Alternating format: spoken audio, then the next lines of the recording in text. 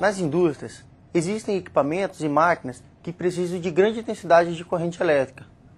Para o funcionamento dessas máquinas, é necessário o uso de dispositivos que façam seu acionamento. Um deles é o contator, que será o foco de nossa aula.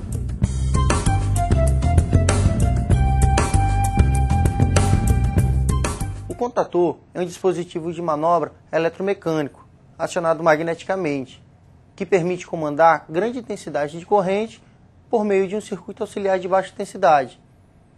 Isso quer dizer que com apenas um sinal você pode comandar uma potência relativamente alta.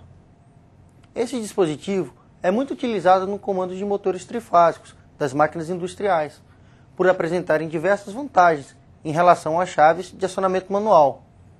Vamos ver algumas dessas vantagens?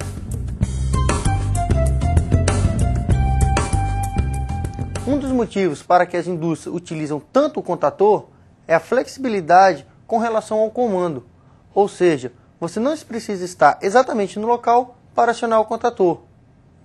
Mais uma vantagem é que esse dispositivo possibilita comandar um mesmo motor elétrico de locais diferentes. Outro fator importante é a possibilidade que os contatores oferecem de montar os mais variados tipos de comandos elétricos. Um exemplo é a ligação de motores em estrela-triângulo.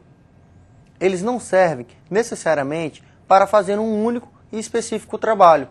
Associados a outros contatores, possuem uma vasta abrangência de atividades. Existe também a possibilidade de acoplar dispositivos de proteção, como um relé térmico. Outra característica é que no caso de falta de energia elétrica, o motor se desliga, e quando a energia é restaurada, ele não volta a trabalhar, a não ser que haja intervenção de um operador.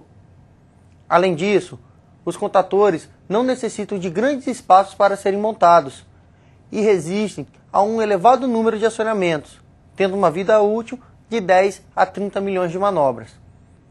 Ainda assim, algumas peças podem ser substituídas, sem a necessidade de ser feita a troca de todo o contator.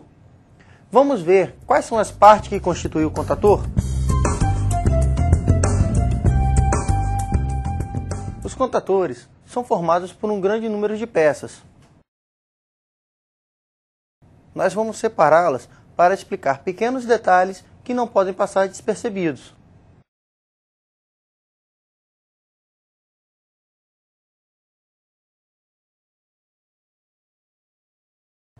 Este é o núcleo fixo.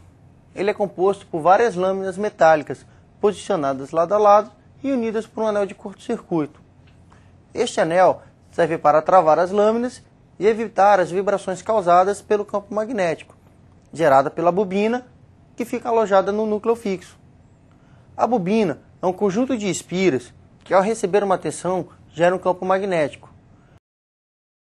Este campo age diretamente sobre o núcleo magnético, que é formado pelo núcleo fixo e o núcleo móvel. O núcleo móvel se posiciona acima da bobina. Duas molas mantêm os núcleos afastados.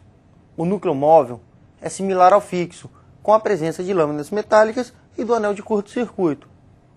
Junto ao núcleo móvel, podemos encontrar ainda os contatos de forças móveis. Essas peças metálicas que são feitas para suportar grandes correntes elétricas. Por estarem presos ao núcleo móvel, esses contatos se movimentam junto com ele. Nesse movimento, eles interagem com os contatos fixos de força, que ficam presos na carcaça. Essa carcaça é feita de material isolante e usada para alojar e proteger todos os componentes elétricos e mecânicos do contator, dando suporte para a parte móvel e fixa.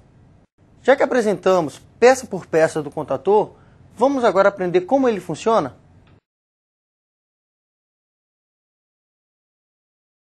A alimentação do contator pode ser feita através de corrente alternada ou corrente contínua. O acionamento desse dispositivo é feito por meio de elementos de comando, como a botoeira. Esses elementos de comando estão ligados em série com a bobina.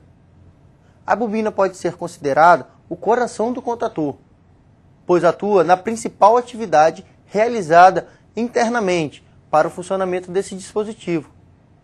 Em repouso, o núcleo móvel permanece afastado do núcleo fixo, pela ação de molas. Quando acionamos o contator, a bobina é energizada.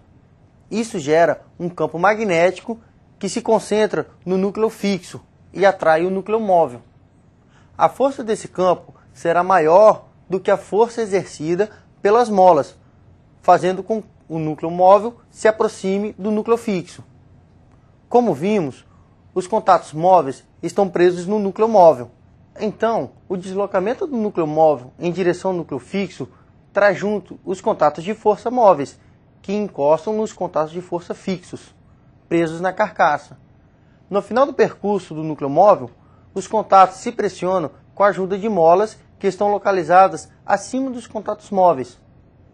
Isso faz com que os contatos de força se fechem, permitindo então a passagem de corrente elétrica, que alimentará o equipamento comandado pelo contator.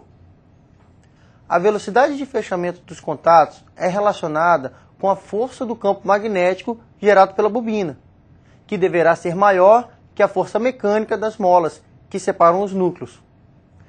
É importante observar que os contatores são dimensionados mecânica e eletricamente para suportarem uma elevada frequência de operações. Os contatos devem ainda trabalhar com a intensidade de corrente requerida pela carga do equipamento que foi ligado a ele. Esse equipamento é desligado quando a energia fornecida ao contator é cortada. Isso pode ocorrer por falta de energia elétrica, por acionamento dos elementos de comando ou por meio de um dispositivo de segurança, como um relé térmico. Quando o contator deixa de ser alimentado, a bobina é desenergizada.